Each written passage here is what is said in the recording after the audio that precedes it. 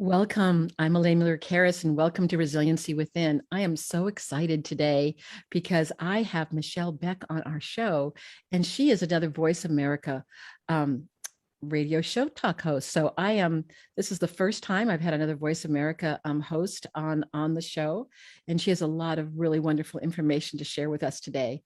And I'm going to say a little bit about her, but I also want to remind our listeners that we're also live streaming on Facebook at Resiliency Within. So Michelle is the host of Breast Friends of Cancer Support Network on Voice America's Health and Wellness channel. She's also a two-time 9-year survivor of breast cancer. And in 2017, she found Breast Friends of Oregon to volunteer, and she found support there. Her second journey with breast cancer led her to a new career path as a breast cancer advocate. And we're definitely going to want to hear more about your advocacy work, Michelle. And right now, she's working on a book to tell her story. And she loves speaking to audiences about how to move forward in the face of life's trials. Michelle will share lessons learned from her cancer journey, including how she cultivated resiliency and found a new career. Michelle has shared with me that nothing about her cancer journey is off limits if it will help others. So we're going to talk and do a deep dive in her journey and also how to help yourself if you are also facing cancer, but also if you're a family member, how might you help the people that you love, your friends or family members who may be going through chemotherapy or experiencing some trials themselves. So I know that your goal is to finish the book. I also know you have a dog and you have a son and you have a husband. So, and you like to travel in your RV. Is that true, Michelle? Is that what you like to do for fun? Yes. Elaine, thank you so much for having me on today. I am honored and proud to be a resilient warrior to be able to come on your show. So thank you. I love that. I haven't had anybody call themselves a resilient warrior yet. So I'm going to have to borrow that from you. So, well, at Breast Friends of Oregon, we call all of the women who go through our programs, they're warriors. And not everyone identifies with the fight metaphor, but as a warrior, you're just strong and powerful and you can handle whatever comes your way. And so that's kind of how we look at it. So I'll take the resiliency warrior. Yeah, I love that you've added the definition because I think being a warrior also is that you have that strength within you, that whatever comes your way, that you have the tools maybe within yourself and with the people that you love and that care about you to kind of go forward. So as we're starting right now, is there anything on your mind, Michelle? Wow, I will tell you, Elaine, today is a little bit of a cluster for me, as crazy as that sounds. So I have a 10-year-old son and he started school a few weeks ago and he is not feeling great. And he's been having stomach aches and sore throat. And I think he's having a lot of anxiety and going back to school. Yeah. One of his best friends, unfortunately, came down with COVID a couple of weeks ago. And we had a very mild, we weren't really exposed. We were masked and distanced, but I think he's very concerned about that. So he's been staying home from school the past few days. So my mind is really on him and figuring out the best way I can to help him. We did a rapid test on Friday and he was negative. We're doing another one this afternoon just to make sure. But yeah. I want his anxiety to be quelled and to be more comfortable because, school is so thankful that it's in person right now. So I just want to keep that train going. Right. Especially after having the previous year with all the kids being home.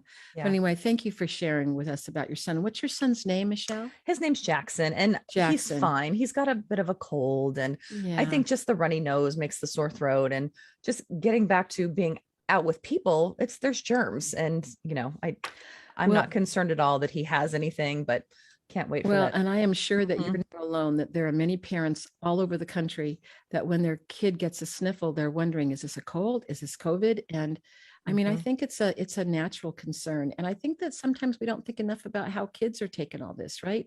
And so the fact that you're with him and being present, and I really appreciate that you took time to come on the show and be with us, being that he's home there. Well, thank you. One thing that I really want to show him is that my husband also works full time, but he works from home. But I also want to show him that I'm not just his mom and that I can also be a good mom and have a successful career, because it's not just my job to be at home with him. And he's taken care of and he's good. He's Well, downstairs that's good. watching a movie. So he's Oh, all good. okay, there he's good.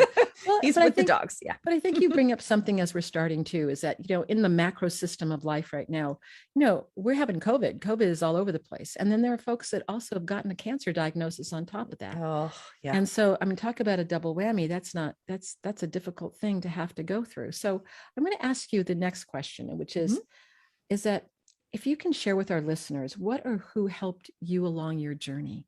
What were kind of the things that really were your things that you could hold on to? Number one, I have an amazing husband and family. So a huge support system there. I never wanted for companionship or someone to listen or to make food or take care of things around the house. But I didn't realize until my second time that I was diagnosed with cancer that I needed more in terms of support of women who understood what I was going through. And that's when I found Breast Friends in 2017. I wanted to volunteer, and then it became an amazing place for me to go to get my soul filled, to know that I was not the only one. Yeah. And I now have a sisterhood of women who know what I've been through. Yeah. And I think we can't underestimate that peer-to-peer support, right? That no one really knows unless you've gone through it, what it's like to go through it. And even though as a family member, we can empathize, sometimes it's not quite enough, even though it can be so nurturing to have those supportive family members. So I'm so fortunate that I found this organization. And one woman in particular, she is my silver lining of cancer. Her name is Yvonne. And we just became the other person. Like, we joke all the time that we share a brain cell. And so she and I got to work together for 4 years at Breast Friends. She just retired earlier this year, but she is the yang to my yin. And I know it's yin, but it's a whole joke. She thought it was yin. And so I will forever be yin to her yang. She bought me a yin and yang pillow for my birthday. And but we have made a connection that will be with us for the rest of our lives. Yeah. So I always call those soul friends. You don't know when you're going to encounter one of those kinds of soul friends, and as you're talking about Yvonne, I just can't not talk about my best friend, Pam Page, who died in 2009. And we just loved each other so much.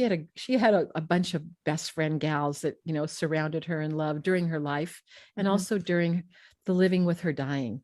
And I was thinking about her today I told you a little bit about her, but we had always made this pact when our kids were little that we said, well, if one of us goes before the other, we'll make sure we take care of the other's children. And so her daughter is in her 30s, my daughter's in her 30s, and I very much have taken hold of that. So there's something about those friends. We don't know when they come into our life that we hold on to them, and we feel blessed that they came in. So I guess I'm going to dedicate this show in her memory.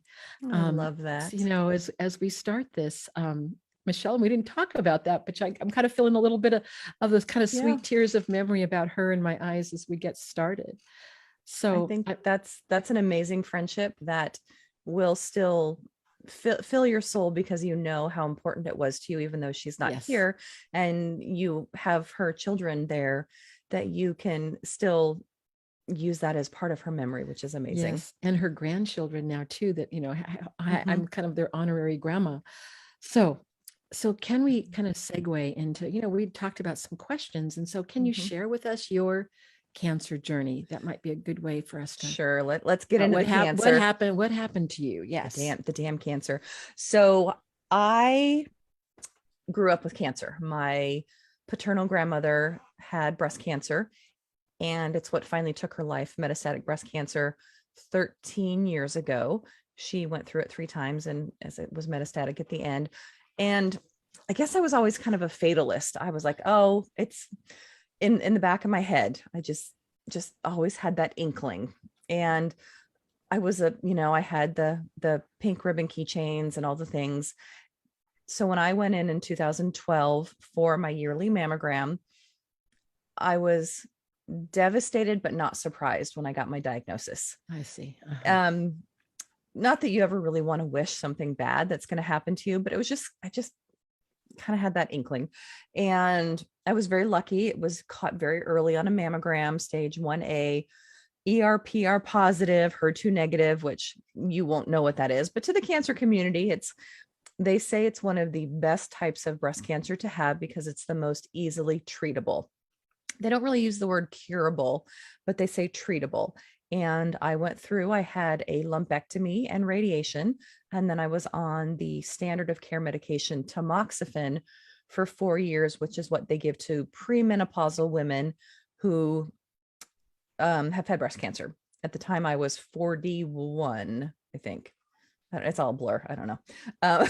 And they all start running together after they a do while. after a certain period. It's like I was so many years. I don't know. And then life kind of moved on. It was a fairly easy cancer journey. And I hate saying that, but it really was. And then I had moved on with my life. Everything was good. 4 years later, I had a regular mammogram again, and I had a new primary occurrence in my other breast. Well, same pathology, a little bit faster growing, but otherwise it was pretty much identical. And at that point, I was like, okay, they have to go. I don't need my breasts anymore. And so I chose to have a bilateral mastectomy with reconstruction, which is a process in itself. And since I had been radiated on my left side, I had to have something called the latissimus back flap to have reconstruction. You can't you cannot expand skin or muscle that's been radiated. Oh, so they have this ridiculous way of taking skin from your back, skin and muscle, pulling it around underneath the skin of your armpit and pulling it out through your breast. That sounds very interesting. It's very Frankenstein-esque. Yes, it does. So I have a little more scarring than I would with a reconstruction. However, I have used it as a canvas, and I have beautiful cherry blossom tattoos along with my tattooed nipples.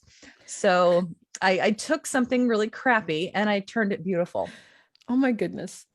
That's a wonderful story. Yes. And also that year, I decided to have a hysterectomy and an oophorectomy, which is a word that I learned, which is when you have your ovaries removed, because my cancer fed on estrogen. So any kinds of that continuing in your system could have gone to another site. Yes. So I decided I don't need my ovaries, take them out, which put me into surgical menopause, which no fun, do not recommend, but that's what it was, the best thing for me at the time. And then a couple months later, I had reconstruction. And then now I take something called aromatase inhibitors. There's a few different kinds of that medication, but they all do the same thing. Our bodies are smart enough to take testosterone and turn it into estrogen. Wow. Because estrogen it's pretty important in our bodies, but the medication stops that reaction from happening. But there's a lot of side effects. So I deal with that, the hot flashes, the memory loss. Our brains really like estrogen. And when we don't have enough of it, I definitely have some memory issues. But thankfully my husband laughs at them.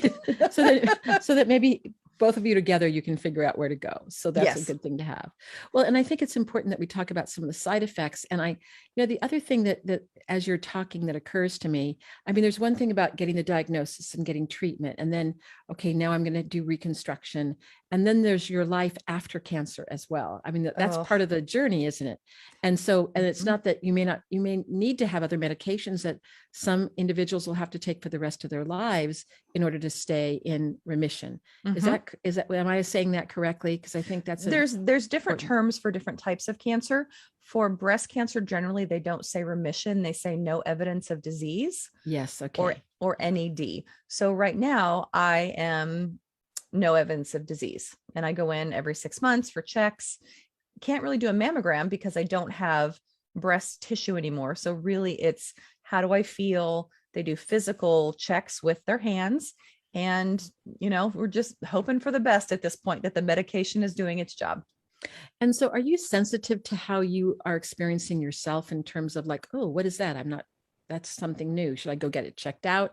I mean, is there a hypersensitivity that goes along with that, Michelle? Yes, 100%. Okay. Last year, I had some pain around my sternum underneath my right implant. And it wasn't, I couldn't correlate it to anything. I didn't hurt myself. And so I finally called and I went in, and he's my oncologist. He's great. He's like, well, I don't feel anything, let's go get you an ultrasound. So I went to have an ultrasound, and gosh bless this woman, I had a intern technician doing my check, and I didn't realize that at the time. And she's in there and I'm laying on the table, and no joke, she's taking 100 pictures of my breast. They go around, click, click, click with the ultrasound machine. And I was positive she was taking pictures of my tumor, because there's no reason she should have taken that many pictures other than the fact that she was an intern and new. Oh, no. And so I'm laying on the table, tears are rolling down my cheeks. Oh. And she's like, I'll be right back. I just have to go get my boss to check my work. And I was like, okay. And her supervisor came in, did like 3 shots. She's like, okay, have a great day. And I was fine. It was just, there's something called costochondritis, which is inflammation of your sternum, which causes pain and yada, yada. But I am hypersensitive. Right now, I have a pain in my left elbow. Like, why would I have a pain in my left elbow? Right. But the medication that I'm on does cause joint pain. I do have a lot of pain in my hands, my feet, my knees, my hips. But the elbow was new. It just showed up like 6 months ago. And so I think that the moral of the story that I've just heard, if you're concerned about a symptom that you're having after treatment, you want to go get it checked out. And because sometimes it could be something, but many times it's not. 100%. You always have to go be your own advocate.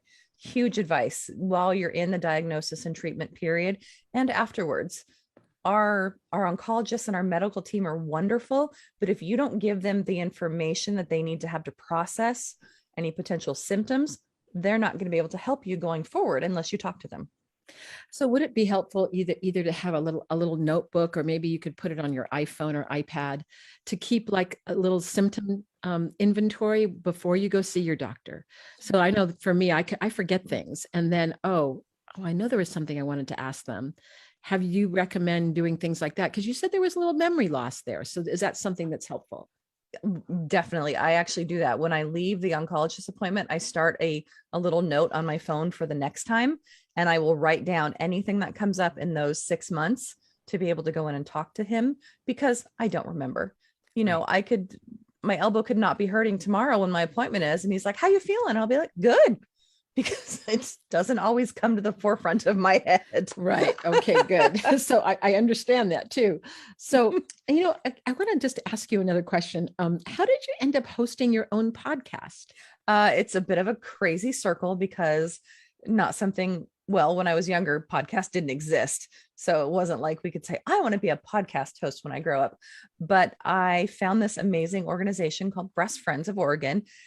And it's funny because my first time around with cancer, I never went, and it was a mile from my house. I passed it all the time. There was, and second time around, I found Breast Friends because I wanted to volunteer and give back. I was a stay-at-home mom, but I needed to do something. And I walked in the door, they gave me support, and I started volunteering. And 4 years later, I've never left. I started working on their hat project, which is we send hats out to women across the country who've gone through chemotherapy and have lost their hair. So if anyone out there is listening, you can go on our website, breastfriendsoforegon.org, and go to patient programs, and there's a hat project, and we will send you a free hat with funny little sayings on them. But anyway, I started working on that, sending out hats to women, making howdy calls, which we call them, calling women and, hi, did you get your hat? How are you? Is there anything else we can do for you? So kind of just dipping my toe into the water of dealing with patients. And then I did that for about 1.5 years. And then they actually asked me to come on as an employee, part-time, of course, because we're a very small nonprofit, as the patient programs assistant.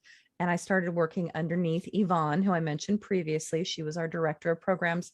And I helped her put on, we call them warrior workshops, of practitioners coming in, talking about nutrition, different symptoms of cancer, lymphedema, life after cancer, all of these things. And she was an amazing creative person, and I'm really good with the computer. So we make a really good team, and did that for quite a while. And then earlier this year, the former host of Breast Cancer, sorry, live moment there, yeah. Breast Friends Cancer Support Network. It used to be Breast Friends Cancer Support Radio. I changed it to network, kind of go with the times. So many people download it as a podcast, but Yes. she unfortunately was in her last stages with metastatic breast cancer. And she had asked me if I wanted to co-host with her. And of course, I was honored to do so, a little nervous because I'd never thought about doing something like this. And she unfortunately passed away in April. I started doing the show in March. She was unable, and I just kind of hit the ground running. Thankfully, there was procedures in play, and we, work with Voice America, so they made it super easy. But I just kind of took over, and I am loving it so much. So we have a once a week show. It's live Wednesdays at 9 a.m. on Voice America Health and Wellness Channel, or you can search for it wherever you find your podcasts, of course, Breast Friends Cancer Support Network. But I love it. I love to talk, obviously, and I'm a Leo, which means everything is about me. And I am an oversharer. So I figure if anything that I can talk about with my guests on our platform, if it helps one person or 10 people, for them to realize they're not the only ones and they're not alone. And oh my gosh, I've experienced the symptom, or I want to try that, that type of therapy. If it can help anyone, I will talk all day long. Well, and I love what you just said about you are not alone, because I mean, I think that when we are facing a life-threatening condition, it can feel very lonely at times. So to have someone there by your side who kind of knows the experience of it must be very hopeful for people too, to kind of link arms and saying, okay, I can help you do this too. We can do it together. I hope so. We live in such a virtual world right now, especially 18 months into COVID and the quarantine and all of those things, that we're not able to connect as much in person. And the world has tuned into podcasts, Yes. which I joined into a podcast like help show the other day, because I'm like, well, what if they're talking about things that I don't know? And the number of podcasts out there, I think, was 2 million. Yeah, there's a lot of us out that there. seems really low, but there's anyway, a lot. Well, but there is, and it's the new way to communicate. So if I can get this message across by a podcast, 100% all for it. Well, and that kind of gets me to my next question about you being a breast cancer advocate. Can you talk about some words of wisdom for family members and friends to help those going through cancer? And, we were talking kind of in preparation. You have a lot of knowledge about breast cancer, but this question really is about anyone who's facing a cancer. When we as family members kind of don't know what to say, we don't know what to do, we don't want to be too intrusive, and yet we want to just kind of if you're a talker, you want to talk all the time, and the person's going, stop, too much. So give us some good Michelle wisdom about this for us all out there. Wow. Words of wisdom for someone who has been diagnosed with cancer. What you need to say: you are not alone. I am here for you. I am here to listen. And it can be challenging because not everyone is an extrovert like I am. For me, I'm an open book. I want to tell people about what I've been through because it helps my soul. But not everyone is a sharer. Not everyone wants to talk all the time about, oh my gosh, I had to go through chemo today and it was so awful. And and I feel like crap, and I'm afraid, and all these things. So for those families and caregivers out there, it's really just being there, being a listener. And sometimes, especially for those who don't really want to talk about it, it's listening to the things they don't say. Look at their body language. Do they want you to come in and hug them and hold them, or hold their hand? Or do they just want you to maybe sit aside for a while and read a book while they're reading a book? Just having that physical presence sometimes, but really, it really depends on where the person is in their situation, obviously. But because if someone is metastatic, you don't want to say it's going to be better, you're going to be fine. Those are things you definitely don't really ever want to say, like, you're so strong, you've got this, all is going to be okay, because you don't always know. But it's really important to stress that you're there for them. You go to appointments with them if you can, or just make sure if you're not close by, make sure you check in after their appointments. Do a little research on your own. If it's, something that is an obscure cancer, look it up. figure out what the diagnosis is. So the patient doesn't have to tell you, oh, I've got MDS and, this is what's going to have to happen, because it's important for the family members as much to be informed as the patient, and the patient is exhausted. Well, and I think as you're talking too, with COVID, it has posed additional challenges. People who are going through treatment may already be immune compromised, so there already may be a distance that you may have to keep from people. But I think with COVID, that even accentuates it, because a COVID, getting COVID could actually cause that person to lose their life. So I think that adds to it. And so, one of the things I've noticed too, that people can text, and we text a lot these days. And sometimes I think, especially when we're thinking about people that may prefer introversion, that it may be more even texting than talking in person. So, we have different ways of communicating, right? I think that's an important thing to remember. A lot of times it's actually easier to text than to say something in person, because you have a little bit of distance. And especially for a patient who might be scared or super emotional, but you can send someone a text just saying, I love you, I'm here for you. And that's all they need. Yeah. So I want to let our listeners know, Michelle, we're close to our break time. I told you we were going to start talking so much it would go by so fast. We are going to come back, and when Michelle is going to give us some more information, I'm really interested. You're going to tell us the best things to say or not to say to somebody going through treatment. And I think that's also another component. There's one thing about getting diagnosed, and then there's another thing. Okay, we have a diagnosis. We're I guess a warrior, in your words. We're gonna start treatment. And what do we say, knowing that when people go through treatment, there's a whole plethora, variety of different side effects that can happen. So stay tuned. Michelle Beck will be back with us after our break. All right, perfect. Good job. All clear. Back in a couple. Thanks, Matt. Thanks, Matt. I know we could talk for hours. I know, Michelle. It's like I said, we're both pretty good talkers, but thank you so much.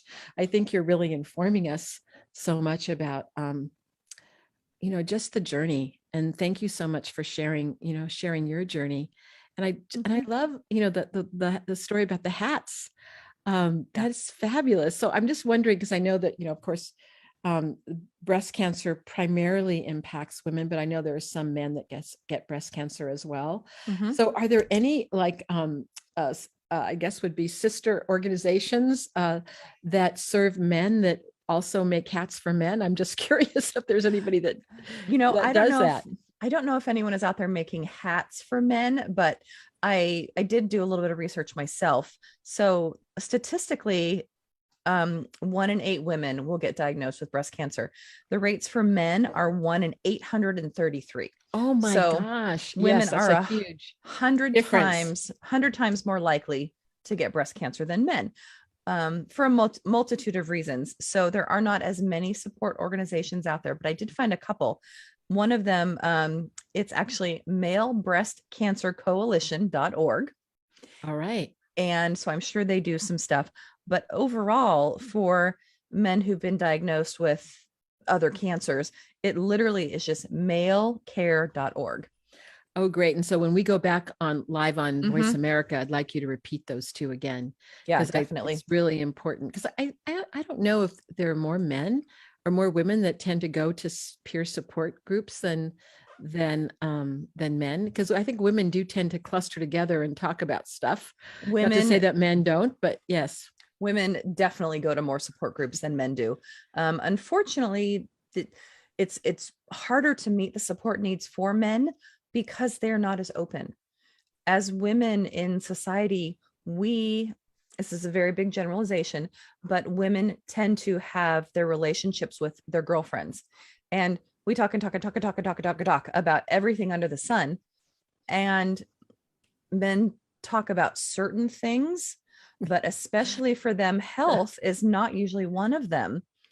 And not they usually also one of them. That's certainly been my experience. Of course, we're not wanting to overgeneralize, because I'm sure there's some men out there going, well, wait a second, I'm the kind of person who does that. So to know that may be within our experience, but not everyone's experience. Exactly. Big generalization. I've had a few people say, hey, why don't you guys have a husband support group? And they did try that a few years ago and no one came.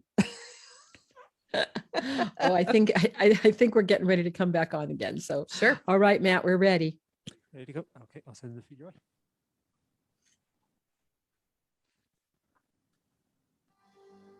Your life, your health, your network. You're listening to Voice America Health and Wellness.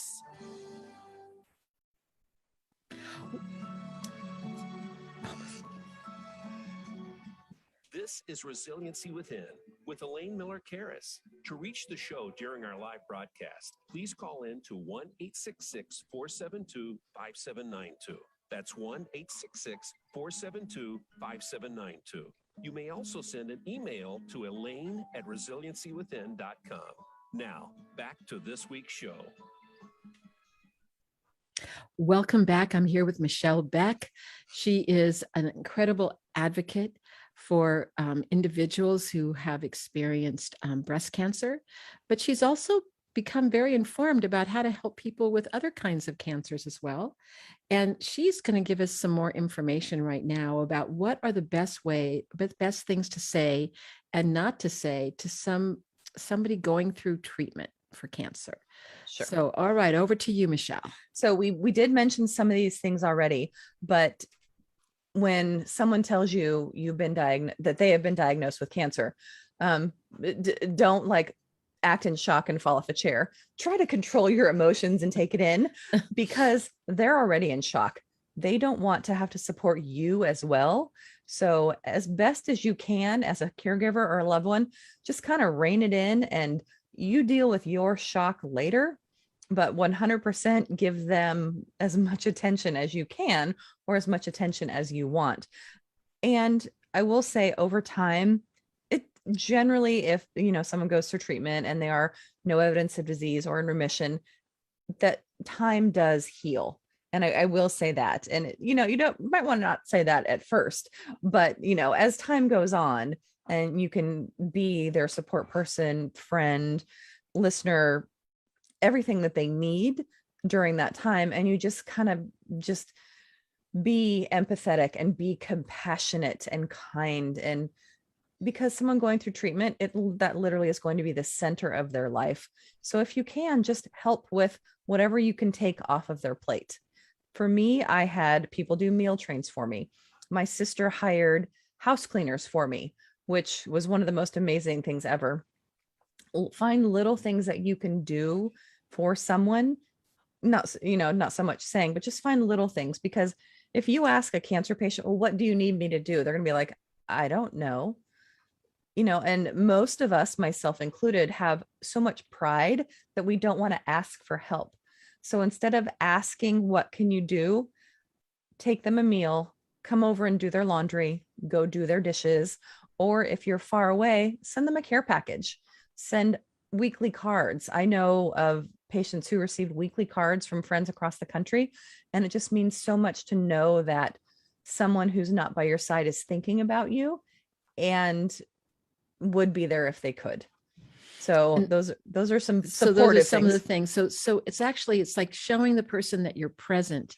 Yes. And not being overly intrusive. And I also realize that with COVID, you may not be able to go in their house and wash their dishes or be inside, but there are other things you can do in terms of sending things to their home. Mm-hmm. And that can be a booster.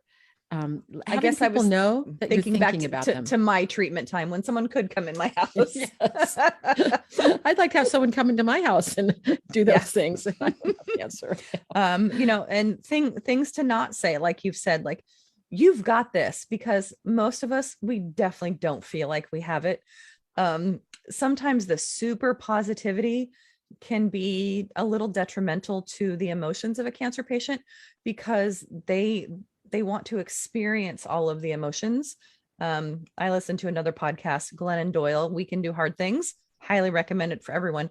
But she just had an episode on making sure you feel all of the feelings to live your most authentic self, because we're not going to be happy all the time. We're not going to be sad all the time. There is ups and downs, and a cancer diagnosis is definitely a down, but hopefully going through it, most people can find something to take out of it that is their silver lining.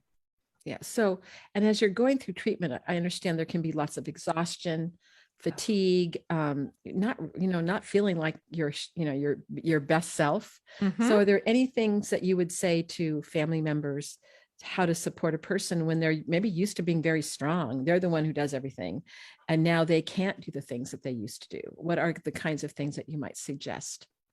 Definitely just being as present as you can. And like for me as a mom, I had my son, dogs, stepchildren. I was not working at the time, thankfully, but just having people bring in meals and helping me, because I was hard to ask for help. I'm very fortunate that I had a great support system that would take my son every day when I had to go to radiation. Just finding little ways. You don't have to make grand gestures, but just find little ways that you can be present and be there for your loved one. Well, what you just said, I think is really important. Is like sometimes people are not used to asking for help, especially if they're the ones that are always helping. Yes. So what are the wisdom for that person? I mean, so just accept help. Well, that's okay. That's one thing. But how do you get past that? Is it that sometimes physically you just can't do it? If you don't get that help, then you're not going to be able to, let's say, run your household. I don't know. I just want you, can you elaborate upon that just a little bit, Michelle? Yeah. Sometimes you just have to let go. 100% of my life, I have been a type A personality. I work hard. I do everything to the nth degree. I'm a perfectionist. The shoes have to be put away at night. The dishes have to be done. Things are always in their place, but not everyone in my house feels the same way. And I realized there was a point where I had to stop worrying about those things. It was a shift that I had to make in my brain, that it's okay if my bed doesn't get made. It's okay if there's some dishes in the sink or there's dog hair on the floor, because overall that's not going to change my big picture. It's you just have to make a mental mind shift to let some things go and ask for help, because our friends and family, they do want to help. Everyone wants to help, but they're just not sure how. But it is hard to ask for it. I struggled with that. Well, and I'm also wondering about a symbiotic process. If you've talked to other family members also who have a person who's been diagnosed with cancer, because I could see that what you just said about the person who has cancer might be the same thing to say to the family member. Sometimes you have to let go of things that you would have definitely done before, because there may be physically more attention to the person who is, let's say, feeling more fatigued or feeling up and down emotionally because of the treatment. Oh, yes. A few months ago, I had my husband and my sister on to my podcast with how do you deal when a loved one is diagnosed? And it's so funny because they had completely opposite. How do you handle these things? My husband is former military. So to him, everything is black and white. You figure out a plan, you figure out what you're going to do, you take the steps in those plans and you make it work.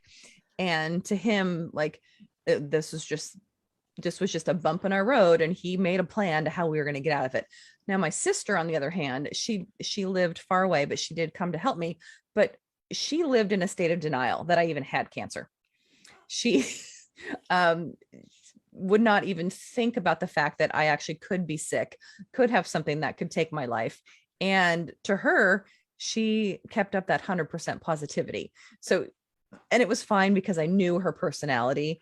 And I'm older than her by about 13 years, and I helped raise her. So in her mind, there was no way she could lose me. So she just powered through and came in and did all the things that I couldn't do, because one thing a family or friend can do is look around and see what's not being done now that had been done in the past. And if that's something you can help with, run with it. Well, so I want to ask you something about the positivity. So, you said you just let go because you knew your little sister and how she was. But let's say you do have a friend or a family member that is coming at you with just like, syrupy stuff that you're just about ready to strangle them. Is there any little tips that you've learned about what to say? I mean, do you need to educate them a little bit? Like, I know you love me, but when you say these things to me, it makes me feel like you're not really listening to my journey. I'm not sure what exactly that is say. Maybe that's one of them, but that is about one else? of the most perfect things to say. I love you. I need you to help me in this way. You don't have to say like, stop doing this, because it's, kind of how they teach us to communicate. Like, I feel, not you're doing, is one of those things. Yes, of course. I love you. I can feel your support. How about you do this instead of that, or something, something to that effect. So actually, this idea about being an advocate for yourself is also sometimes having to speak up if someone is, whatever way that they may be presenting to you, whether they're overly positive or going, what happened to you? Here we've been talking every day of our lives and I haven't heard from you for a week. So I think sometimes people don't know what to say. So they don't say anything. And then that might make the person feel a little bit lost. Does that happen? And what are some thoughts about that? That definitely happens. Cancer changes relationships, hands down. It can strengthen them, or it can, kind of make them fall apart a little bit. I myself had a wonderful friend, and she didn't deal well with cancer. And we just kind of drifted apart and I love her. She loves me. She just didn't know what to say. And she didn't like to think that I had cancer. So we just kind of backed apart from each other and you know what? It's okay. I don't blame her. We're still friends, but not everyone is going to know what to say, because and especially being younger, cancer does happen more often as we get older. She just didn't know what to say. And she was also afraid that something was going to happen to me. It does change relationships. But then I have had other friends who showed up out of the blue with a cozy sweater that I had on this morning from a girlfriend that was like a preschool mom friend, and we became wonderful friends. Just it affects relationships differently, and it's not always going to be good, but you just take the good and move forward. Well, so it almost sounds like it's keeping an open mind, is that unexpected things happen. So people that you might think may be supportive, maybe will not. And other people who you didn't even think would show up with whether it's a meal or with a sweater. Oh my goodness. I didn't, that's a new connection. Yeah. Cancer will definitely surprise you in so many ways. So it's just one of the ways it can surprise you. Okay. So this is another one of the questions that we talked about. What is the best way to educate yourself as a friend or caregiver to help your loved ones through the various treatments that they may go through? I know you mentioned going through some sites and learning about maybe the cancer that they have and the treatments. So are there things on top of that, of the other things? Definitely. Well, if you are a family member and you do have the option to go to appointments with them, go. Because the cancer patient is going to forget 90% of what they've heard at that appointment, because our brain is literally just sitting there, and it's like the doctor is a parent on Charlie Brown going wah, wah, wah. And so the family member or friend who is with them can literally pay attention and learn. But Google it, ask questions, go to places like the American Cancer Society or cancer.org. Check out books, look for podcasts. There's a ton of information out there, because you don't want to have to bombard the patient with questions, because they have their own questions. But I think what you said, but go to the right website, because I know there's so much when you Google them, but you mentioned a couple. Can you repeat those again? So I really want to get our listeners to know which sites to go to. Definitely. To get correct information. The American Cancer Society and cancer.org. Those are both great places that you can go and look for accurate information. One of the things that Elaine and I briefly talked about over break that I want to throw out there as well. Quick statistics in terms of breast cancer. It affects 1 in 8 women, but it affects 1 in 833 men during the course of their lifetime. So women are 100 times more likely to get breast cancer, but men do still get breast cancer, and there are resources out there. One of them is malebreastcancercoalition.org. I know that's a mouthful. So malebreastcancercoalition.org. But unfortunately, cancer overall is more common in men, not by much, but a little bit. And the most common types of cancer are breast cancer for women, but then prostate cancer for men is the most prominent cancer in men.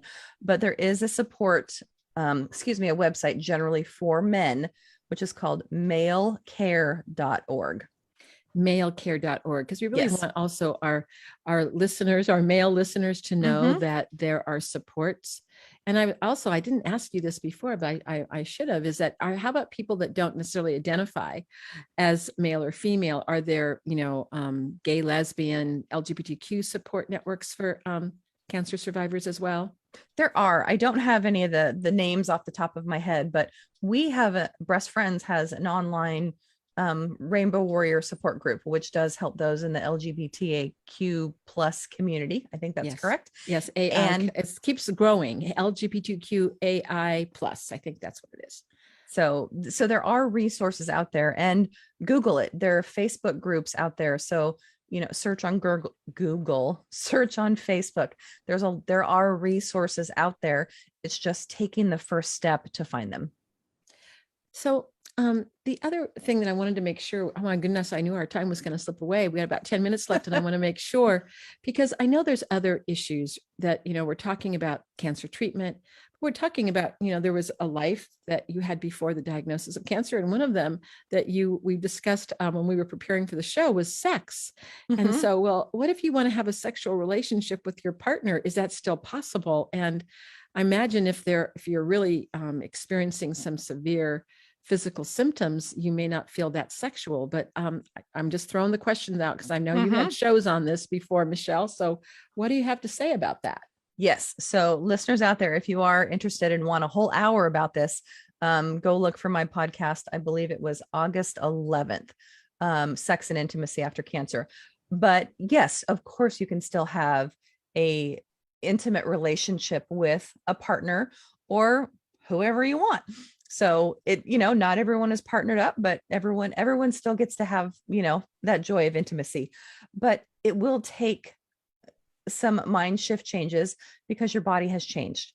For many women personally, many women who've gone through breast cancer or surgical menopause, different things like that, especially if you have changes in your hormone levels in your body, it can be very challenging to have regular intercourse because we're getting technical here.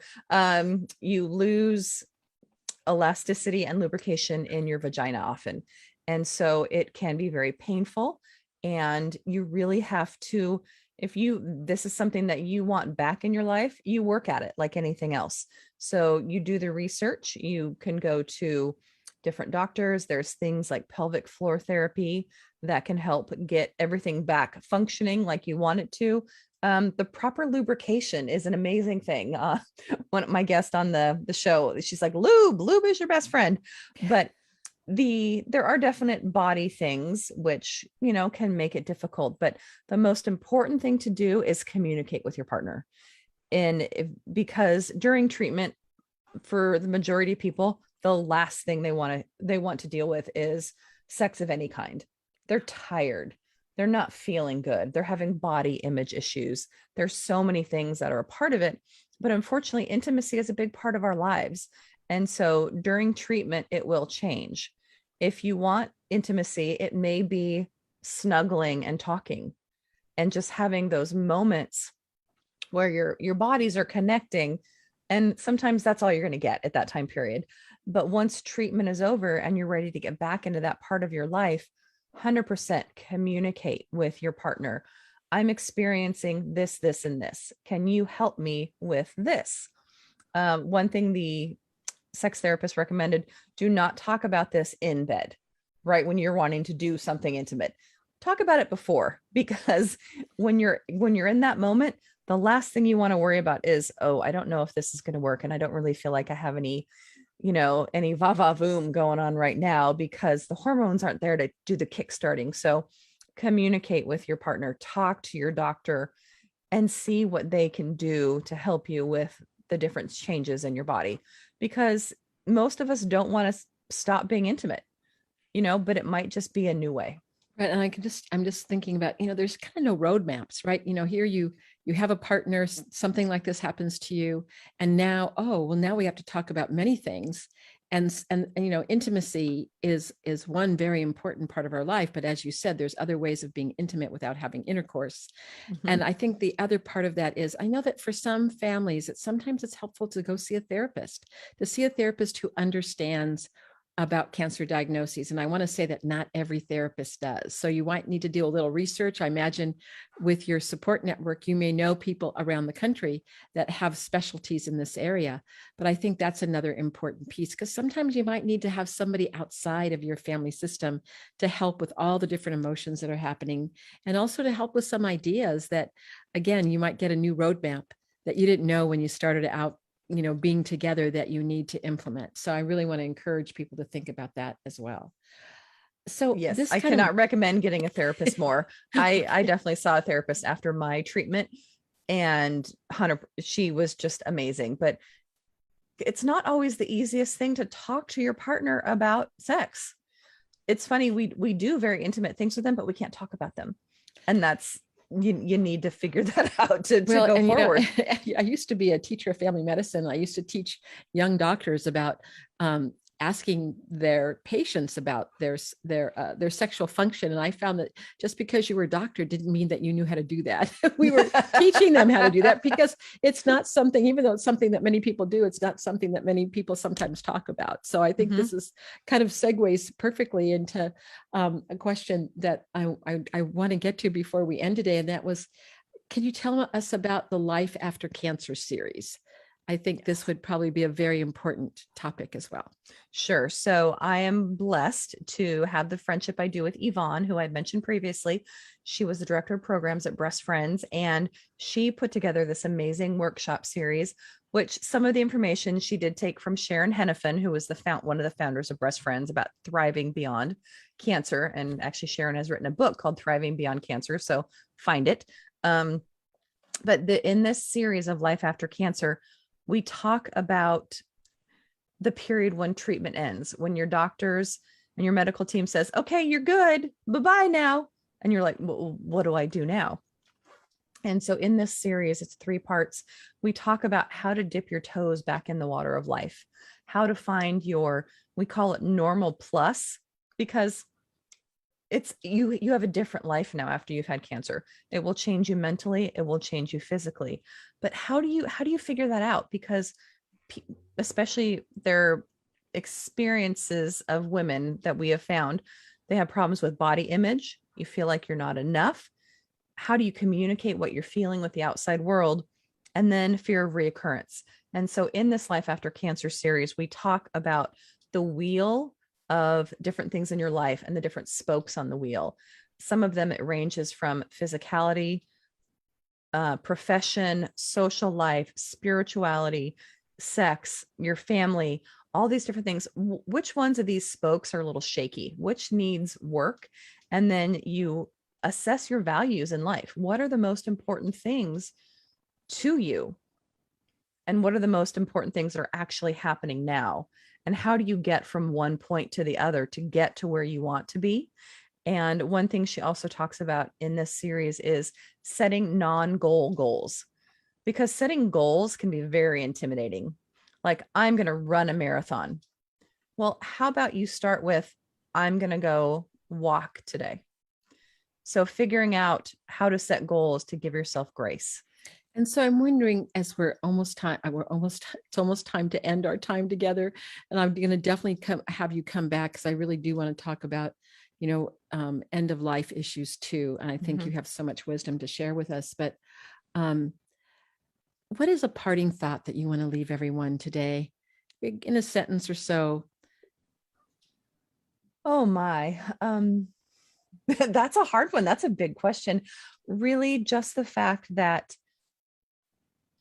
find the positive things that cancer can bring into your life, because most of it is sucky, and you really have to do the work, because it can bring some beautiful things into your life.